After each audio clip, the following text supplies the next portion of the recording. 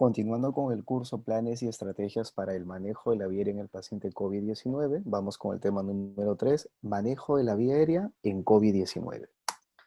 Bien, tenemos acá a la enfermedad, ¿no?, del SARS-CoV-2, que es producida justamente por este virus COVID-19, ¿no? Un virus corona encapsulado, ARN monocatenario, ¿no?, que se va a transmitir a través de secreciones respiratorias, ya sea por contacto directo con el paciente o por fomites.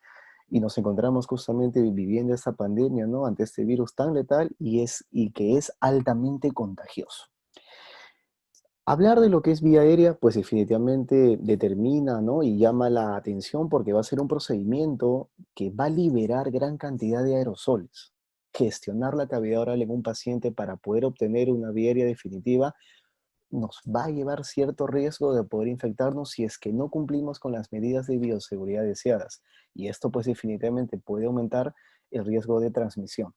Tenemos, ¿no?, acá la ventilación manual, por ejemplo, con la máscara válvula balón bolsa, el mal llamado AMBU, el procedimiento en sí, ¿no?, de la intubación orotraqueal per se, procedimientos como fibroncoscopía o procedimientos ya como accesos en cuello, ¿no?, como es la cricotirodotomía de emergencia o las traqueostomías.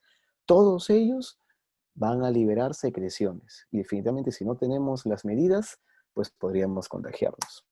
Entonces, tenemos nosotros que asegurar todos nuestros procedimientos, ¿no? Digamos que como principios, ¿no?, para, digamos, un manejo de la vía aérea en el paciente COVID, tiene que basarse en tres aspectos. Tiene que ser seguro, preciso y rápido. Seguro para el personal de salud y para el paciente. Preciso, porque si bien es cierto, hay muchas recomendaciones y a su vez hay muchas restricciones, debemos evitar no realizar técnicas o intervenciones que, digamos, uno como operador no va a estar familiarizado. A veces por tratar de, digamos, llevar el paciente a la recomendación o a la guía o al consenso, podemos encontrar problemas. Lo otro es no hacer lo mismo si es que hemos tenido alguna falla, porque hacer lo mismo esperando un resultado diferente, pues definitivamente nos podríamos ahí, digamos, chocar contra un gran obstáculo. Entonces tengamos también cuidado con ello. Además tiene que ser rápido, porque esta debe hacerse a tiempo, sin prisa y sin demora.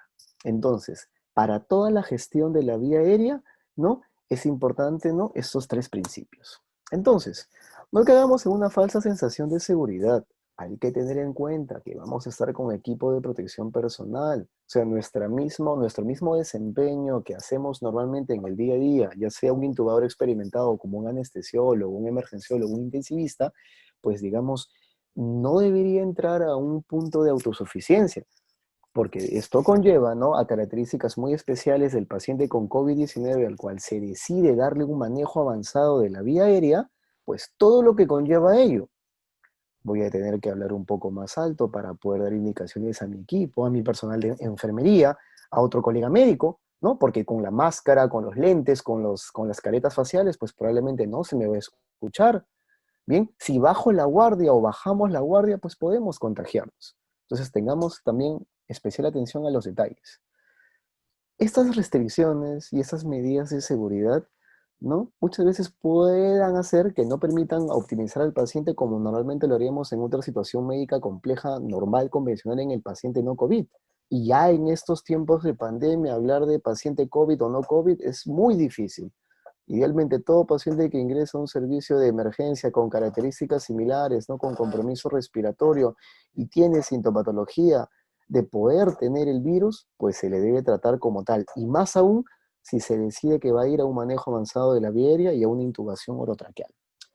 La evidencia es baja, definitivamente, ¿no?, porque la gran mayoría de las recomendaciones es nivel 3, opinión de expertos, y si bien es cierto, han habido consensos también entre diferentes sociedades de vía aérea a nivel internacional, como en la medicación y en todo el contexto en el que estamos viviendo, todo esto va a ser dinámico y va a ser cambiante. Probablemente la exposición que escuchamos hace 2, 3 meses en otro país o acá no es la misma de la que estamos haciendo ahora. Y probablemente el siguiente mes o acá en un tiempo posterior cambien algunas cosas. Entonces debemos estar prestos y ser abiertos, ¿no?, al, digamos, recibir de la mejor manera todas estas modificaciones y recomendaciones que se van a ir dando. Entonces, Todo parte y lo primordial por el equipo de protección personal. Un manejo avanzado de la vía aérea mínimamente un nivel 3. La CDC cataloga no un nivel 3, incluso un nivel 4, ¿no? Donde no hay una vacuna justamente para tratar este virus, es una pandemia, ¿bien? Y nos encontramos con uniformes justamente que están cubriendo todo el cuerpo, ¿no? Idealmente haciendo énfasis en lo que es la cara, nariz, boca, lentes, ¿bien? Y si puedo contar con un sistema de independencia como lo es un PAPR, ¿no? Un purificador de aire a presión positiva, pues mejor aún todavía.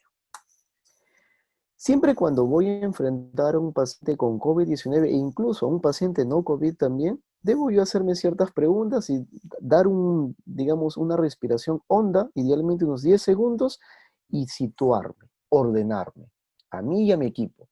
Preguntarme, ¿en esta situación tengo yo tiempo para poder actuar? O sea, quiere decir de que esta vía aérea en el paciente, digamos, me va, digamos, dar cierto tiempo para poder yo planificar todo mi procedimiento, o es una vía aérea agónica, una vía aérea que está muy crítica, idealmente el paciente en preparo o está en paro, donde definitivamente yo ya no voy a oxigenar, medicar y tengo que simplemente yo optar para poder, digamos, introducir mi dispositivo a través de cuerdas vocales y llegar a tráqueo.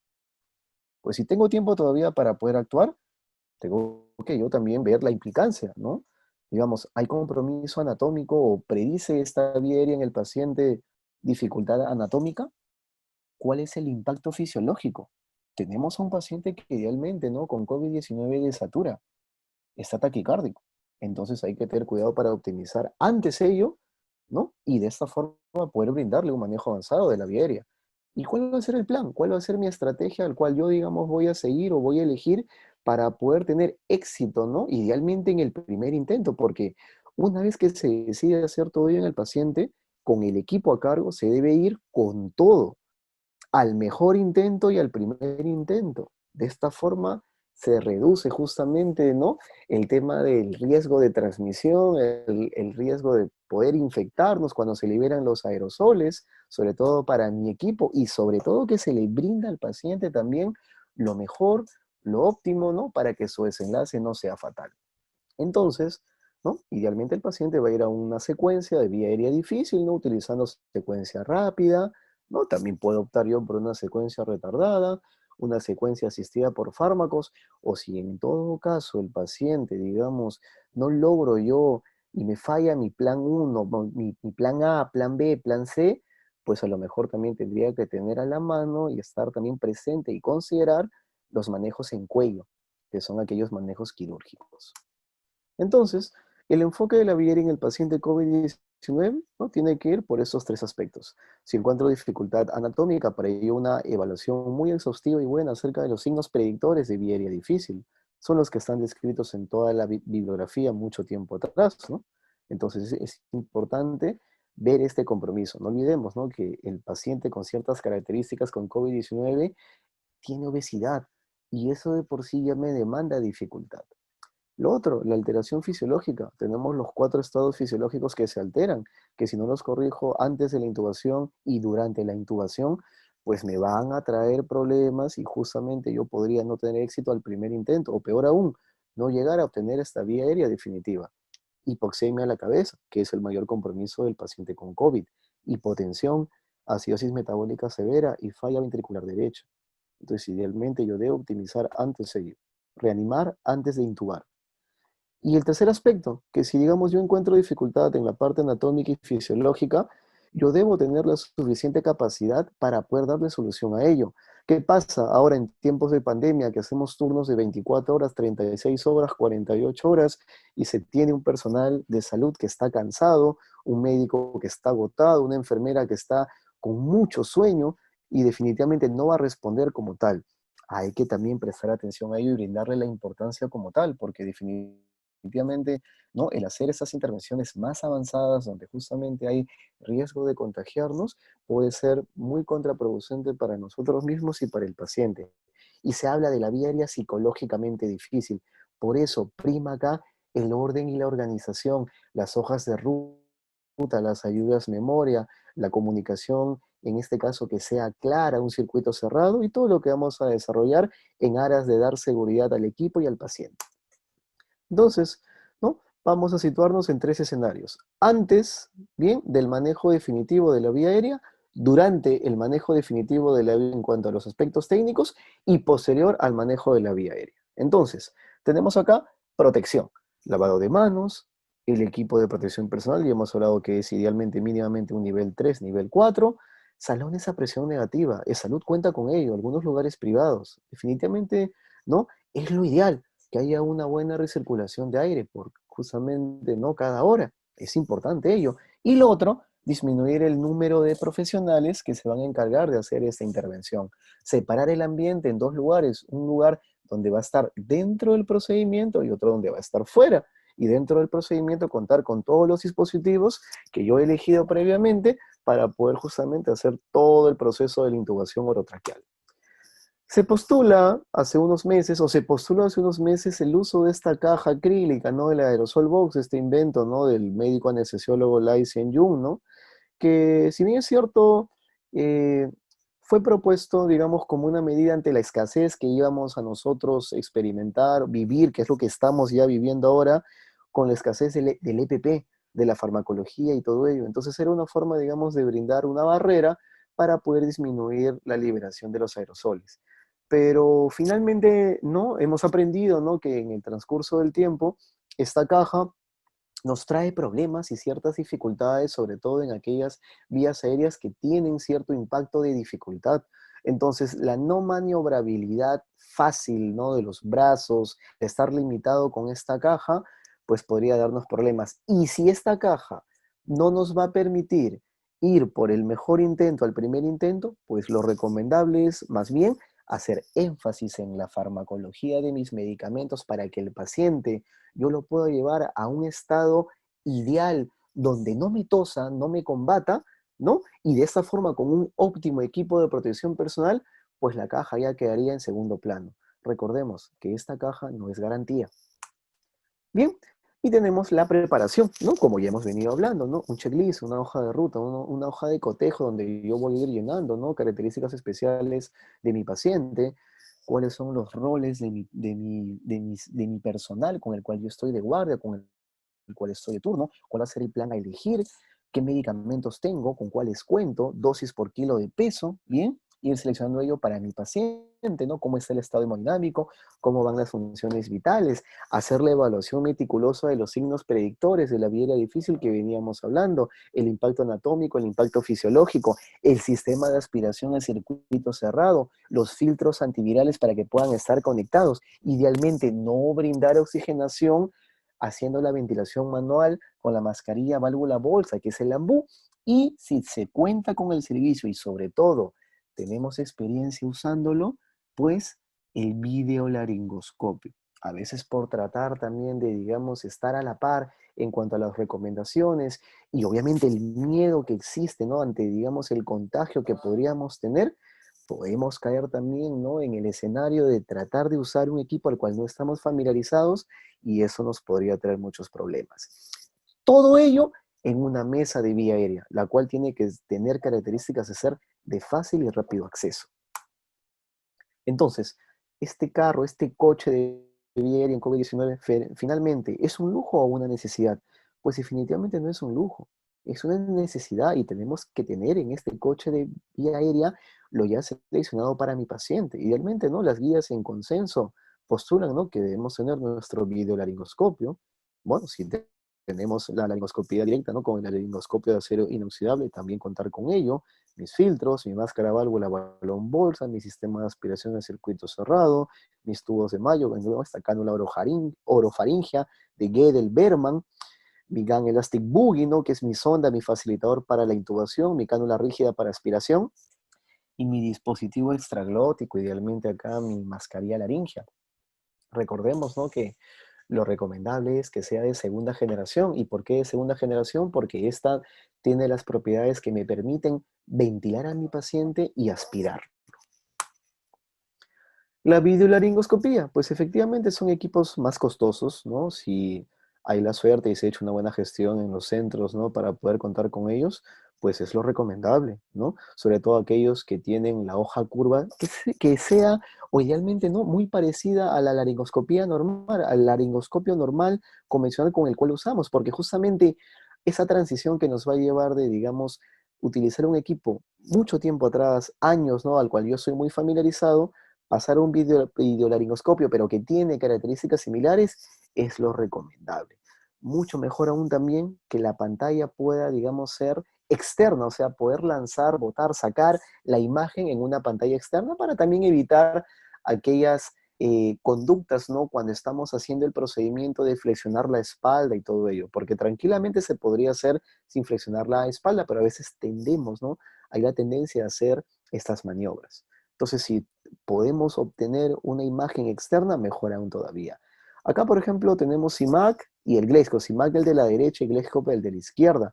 El Glesco también tiene características buenas como lo es, ¿no? Que sus hojas son descartables y ahora en el contexto de COVID, pues definitivamente es una buena opción para evitar también el contagio de paciente a paciente. Simplemente se cambia la hoja bien y se manda a esterilizar todo el equipo y definitivamente con eso ayudamos, ¿no? A la no contaminación. Y también observamos, ¿no? Que este tipo de videolaringoscopios tienen sus cánulas rígidas y son cánulas propias, ¿no? Que justamente son estas guías rígidas para poder, ¿no? Facilitarnos el procedimiento de la intubación. Hay otros tipos de videolaringoscopios también, ¿no? Que justamente tienen la pantalla incorporada en el equipo, inclusive las hojas, algunas descartables, otras no descartables, algunas con canal, otras sin canal, algunas más anchas. Entonces es importante también el de reconocer con qué videolaringoscopio cuento y si se va a hacer una buena gestión para poder optar por uno, pues definitivamente ver al mejor. Y la recomendación está que sea lo más cercano, ¿no? A la estructura o las características de la laringoscopía directa normal. Una propuesta también es el videolaringoscopio artesanal, que es acondicionar, ¿no? Un cable, ¿no? De un boroscopio, ¿no? Que tiene una conexión mini USB y una conexión USB y una cámara LED finalmente, ¿no? Donde si la colocamos, ¿no? Donde se encuentra el foco de la hoja curva de mi laringoscopio, pues me puede lanzar una imagen, bien, bastante decente y buena, y de esta forma yo poder construir, elaborar mi propio videolaringoscopio artesanal. Y esto se ha hecho en muchos hospitales.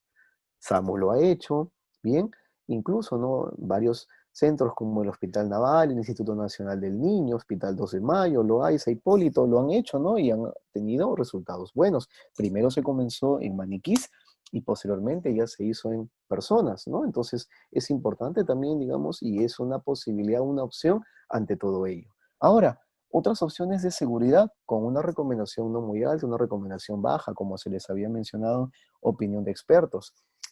El de calzar, por ejemplo, un tubo orotraqueal ya conectado con el filtro antiviral, pues en manos expertas, sin la necesidad de una guía, se podría también optar ahí por una opción para manejar la vía aérea de forma avanzada. Lo otro, taponar en el conector universal de 15 milímetros con este tubo de hule de la jeringa de 20, hacerle un piquete y introducir una guía. Clampar el tubo cuando ya se intubó al paciente, cuando ya se atravesó cuerdas vocales. De la misma forma con la guía Boogie. De esta forma, ¿no? Todo en aras para poder reducir la liberación de los aerosoles. Ya estando en el escenario el cual corresponde a durante ya la obtención de la vía aérea definitiva, acá se postula el énfasis de la dinámica efectiva de un equipo, definir roles, la comunicación clara, bien, en este caso, la óptima organización y definitivamente ir corrigiendo cada aspecto en toda la intervención que se está haciendo en el proceso, ¿no? De obtener esta vía aérea definitiva. La AJA, la Sociedad Americana del Corazón, ¿no? Propone un circuito cerrado de comunicación, mensajes claros, responsabilidades y funciones claras, conocer las limitaciones, compartir conocimiento, intervenir de forma constructiva, reevaluar, reevaluar, resumir y sobre todo respeto mutuo entre todo el personal. No olvidemos que todos somos profesionales de la salud y es importante, ¿no? Mantener ese respeto. Si damos, por ejemplo, una indicación de licenciada, coloque por favor ketamina 100 miligramos, saber cuánto está cargando, cuánto está colocando y en qué momento lo está colocando. Cargando 100 miligramos de lo que es ketamina, 12C, administrando 12C de lo que es ketamina, y de esta forma, ¿no? Se cierra esa comunicación y ese mensaje. Si no lo podemos hacer, o en todo caso dificulta, porque con todo el equipo de protección personal tenemos limitación ante ello y tenemos que hablar más alto, o el mensaje no se canaliza y no llega, si la organización del equipo es óptima y como tal, inclusive una propuesta también es utilizar señas y con las señas, ¿no? Dar indicaciones como que por favor el tubo, ¿no? Medicamento uno, medicamento 2, medicamento 3, y de esa forma, todos conociendo previamente el código, se puede optar también por un buen sistema de comunicación, porque finalmente todo esto va a ser en aras de brindar lo mejor a mi paciente. La Sociedad Americana del Corazón postula pues entonces, ¿no? Como lo es en el contexto de una parada cardiorrespiratoria, posiciones y roles claros. ¿Quién va vía aérea? ¿Quién va al desfibrilador? ¿Quién comprime? ¿Quién se encarga del registro? ¿Quién es el líder del equipo? ¿Y quién va a estar con la administración de los medicamentos? 6 personas. Si bien es cierto, digamos, cada uno con funciones claras. Lo mismo podemos también llevarlo a un manejo avanzado de lo que es vía aérea. El primer intubador, el asistente de la vía aérea, la persona que va a estar manipulando y haciendo maniobras en cuello, quien va a estar con las drogas y los accesos endovenosos, el líder del equipo y la persona que registra. Cada una de ellas también con funciones claras, pero ante el COVID-19 quizás no nos podríamos dar este lujo, ¿no? El cual es contar con tantas personas. Entonces, definitivamente para ello, ¿no? Se postula 3 personas y separar este ambiente dentro de la sala de procedimientos y fuera de la sala de procedimientos. Y debe estar conformado por el primer intubador, idealmente el médico con más experiencia, el más calificado para abordar y gestionar esta vía aérea, su asistente de vía aérea, que puede ser tranquilamente otro médico también con el conocimiento, ¿no? Y la expertise de manejar una vía aérea como tal, y idealmente el enfermero que se va a estar haciendo cargo de la medicación y el monitoreo. Fuera del ambiente podría estar el personal técnico, ¿no? En este caso, para tratar de alcanzar algún dispositivo o alguna, digamos, indicación que brinde el médico o que acá brinde el líder. Y el coche de vía aérea, con lo necesario, habiendo sido elegido previamente para ese paciente al cual se le está dando este manejo avanzado, el coche de vía aérea que se encuentre dentro del salón, ¿no? Van a haber otros dispositivos que se van a encontrar fuera y por ello es importante que una persona esté atenta, ¿no? Para poder ingresar en el momento que se le indica. Los aspectos técnicos, ya en sí, digamos, de la colocación del tubo o en todo caso, ¿no? De optimizar al paciente para poder finalmente colocar el tubo es la persona de más experiencia, como se había mencionado en el código de lo que es vía aérea, evitar el bolseo o en todo caso, si es imprescindible hacerlo, que una persona, que el operador selle la región facial con 2 manos y no hacer la típica técnica selle, sino pulgares abajo y hacer, digamos, en este caso el sellado en la forma de una V y otra persona para que pueda ventilar. Solamente en casos muy específicos y muy especiales, porque no olvidemos que esto libera gran cantidad de aerosoles. Enfatizar en el bloqueante neuromuscular para de esta forma también evitar que el paciente tosa y genere mayor cantidad de los aerosoles. Dar la oxigenación con dispositivos de bajo flujo. Darle la importancia a la secuencia rápida de intubación, a la secuencia rápida de inducción, ¿no? Evitar la ventilación y de esta forma, ¿no? Conectar ya mi paciente al ventilador mecánico. La posición es importante, equiparar la horquilla externa con el conducto auditivo externo, ¿no? Una técnica muy utilizada en anestesiología, ¿no? Que es la técnica en rampa, ¿no? Con el paciente obeso. Mi videolaringoscopio, como ya se había mencionado, y mis técnicas combinadas con mis facilitadores de la intubación y mi ventilador mecánico que pueda contar con sus filtros antivirales. Idealmente ya seteado, programado para que una vez que se consiga el pasaje del tubo orotraqueal a través de cuerdas vocales, se pueda conectar directamente y con la capnografía y el sistema de aspiración al circuito cerrado, puede verificar que nos encontramos en tráquea, en vía aérea, ¿no? Entonces, podemos cubrir previamente mientras preoxigenamos al paciente con una mascarilla quirúrgica o una mascarilla N95, ¿no? Y ¿qué es lo importante de la secuencia rápida de inducción, ¿no? Que justamente de ella es la que nace la secuencia rápida de intubación con tantos pasos. La combinación de los fármacos. Y aquí, digamos, la clave es qué medicamento va primero, cuál va después, qué medicamento va antes, cuál pongo primero, cuál pongo segundo. Eso es importante. Lo convencional es el opioide, el hipnótico y el bloqueante neuromuscular, pero existe también la secuencia modificada, que es la secuencia inversa. El opioide, el bloqueante neuromuscular y el hipnótico. E idealmente el opioide también puede colocarse después, porque si mi paciente está en algún tipo de estado, por ejemplo, hiperdinámico, yo puedo abolir toda esa liberación de catecolaminas. Entonces debo yo saber decidir en qué momento va cada medicamento. Y de acuerdo a ello, justamente, ¿no? Es el tema de lo que se postula con la secuencia rápida de intubación, que si bien es cierto, yo sigo los 7 pasos, me va a tomar muchísimo tiempo. Por eso es importante, digamos, saber y cómo utilizar esta secuencia. Es lo que nos recomiendan las guías. Pero como ya hemos visto, y hay una charla acerca de ello, cada P, las 7 Ps, tiene tiempos cronometrados. Y si yo, digamos, voy a seguir paso uno, paso 2, letra A, B, C, de cada una de ellas como receta de cocina, pues me va a demorar muchísimo. Y en el paciente con COVID-19 no tenemos ese tiempo para poder abordar la vía aérea. Ante ello, desde el momento que el paciente, ¿no?, se le administra la medicación de sedación, el sedante, hasta que logre su estado de parálisis completa, ese intervalo de tiempo es el que nosotros debemos velar y optar por el que sea el más corto y el más rápido posible. Esa es la esencia de la secuencia rápida de intubación. Por eso su nombre de ser rápida. El Sedation Lag Time, el SLT. Llevar al paciente a ese plano anestésico deseado ideal en el menor tiempo posible de la forma más rápida, haciendo la correcta combinación, la correcta sinergia de mi sedante y de mi paralizante, de mi bloqueante neuromuscular, que las curvas se puedan encontrar y ese paciente que está despierto, ¿no?, pierda ese despertar y se pueda abolir su tono muscular y caiga rápidamente y me permita pues gestionar la vía aérea.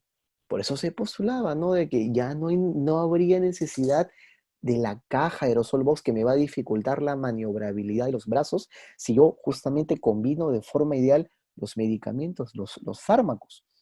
Se postula una buena combinación entre ketamina y rocuronio. Primero podemos colocar ketamina, posteriormente podemos colocar rocuronio, o al revés, podemos colocar también rocuronio y después ketamina. Si bien es cierto, mucha bibliografía respalda el hecho de que brindar un paralizante antes de que el paciente esté bien sedado va a ser muy traumatizante y muy traumático para el paciente, pero considerando los tiempos de acción, se podría combinar tranquilamente ellos. Y cuando las curvas se encuentren, ¿no?, en cuanto al paralizante y el sedante, me van a llevar rápidamente a ese plan anestésico ideal para que yo pueda abordar y pueda justamente cumplir con mi objetivo de lo que es conseguir esta vía definitiva. ¿Qué pasa si yo no logro esto al primer intento, al mejor intento? Tengo que retirar el laringoscopio, el videolaringoscopio, y mi paciente comienza a desaturar. Ya ese tiempo que yo conseguí con la preoxigenación, con mis medidas, ¿no?, con mis técnicas de oxigenación avanzada, temprana, no dieron éxito al primer intento porque, ¿no?, pueden suceder intercorrencias y me encontré ante una vía aérea muy difícil, ¿no?, con componente anatómico importante, que si bien es cierto, con mi evaluación previa, pues lamentablemente no pude, digamos, quizás darle, ¿no?, el manejo inicial, ideal. Entonces, se propone, por ejemplo, ¿no?, que si voy a brindar el bolseo manual a mi paciente, mi máscara válvula balón bolsa tenga los filtros antivirales y se pueda incluir también la válvula PIP, ¿no?, de la presión ahí donde se tiene, ¿no?, la que se puede regular con un dedo de guante. Y de esta forma, ¿no?, brindar bolseo, sello facial, otra persona bolsea, ¿no?, y llevar nuevamente la saturación a un valor deseado. Pero tenemos que tener en consideración que este procedimiento, pues definitivamente sí nos va a liberar aerosoles y podemos aumentar el riesgo de poder contagiarnos. Ya después, ¿no?, donde se consigue ya pasar el tubo orotraqueal y estar en tráquea, ¿no?, valga la redundancia, se hace la comprobación, ¿no?, con la capnografía, que es el método ideal, el gold standard, se fija el tubo. Si tengo ultrasonido de ecografía, le puedo hacer un barrido tanto a nivel, digamos, cervical, para poder ver ciertos signos, puedo hacer una ecografía pulmonar y de esta forma, digamos, continuar con el manejo crítico de mi paciente. No olvidemos definitivamente pues el lavado de manos, el retiro del equipo de protección personal si la guardia también ya terminó, y el debriefing, que viene a ser la evaluación de todo lo sucedido, ¿no? Expresar nuestros sentimientos, cómo nos hemos sentido, observar y, digamos, dar críticas constructivas también en aras de mejora, para que de esta forma los siguientes procedimientos sean los óptimos y los mejores posibles, ¿no?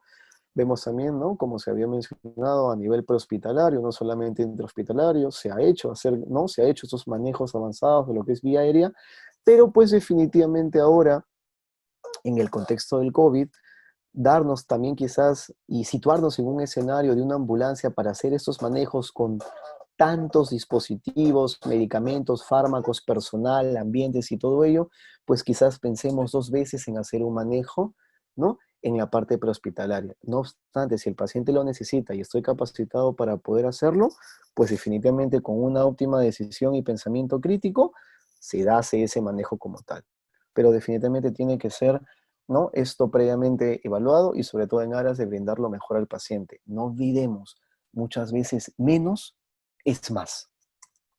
Entonces, vamos a ver que los principios del control de la vía aérea en COVID-19 no difieren de los que se aplican del control de la vía aérea en otras situaciones médicas complejas, ¿no? La bioseguridad, el EPP, es el inicio. De ahí parte todo. Toda intervención, abordaje, gestión de la vía aérea tiene que ser con el EPP adecuado. Ya se ha mencionado nivel 3, nivel 4. Debemos redefinir el concepto de éxito en el control de la vía aérea, optimizando la oxigenación alveolar como principal objetivo en su manejo. No olvidemos, ¿no? Ahorita lo característico en el paciente con COVID-19 es ese gran compromiso respiratorio con el que viene. Con una buena elección del paciente, ¿bien? Sin demorar procesos, sin tampoco, digamos, estar redundando en lo mismo y ir primero cánula nasal simple, cánula nasal alto flujo, mascarilla reservorio, pronación despierta, y estamos atrasando innecesariamente a ese paciente que ya identifiqué que tiene que ir a un manejo avanzado de la vía aérea, pues valoremos bien esas diferencias y definitivamente no le neguemos también, ¿no? En este caso, la intubación orotraqueal y que sea conectado a un ventilador mecánico. El hecho de contar con un código de vía aérea nos damos cuenta que facilita el trabajo en equipo, controla situaciones críticas, ¿no? En aquellos pacientes que van a requerir tener una vía aérea segura, en aras, ¿no?, de siempre brindar protección al equipo y al paciente. ¿Bien? Entonces, esa ha sido la exposición.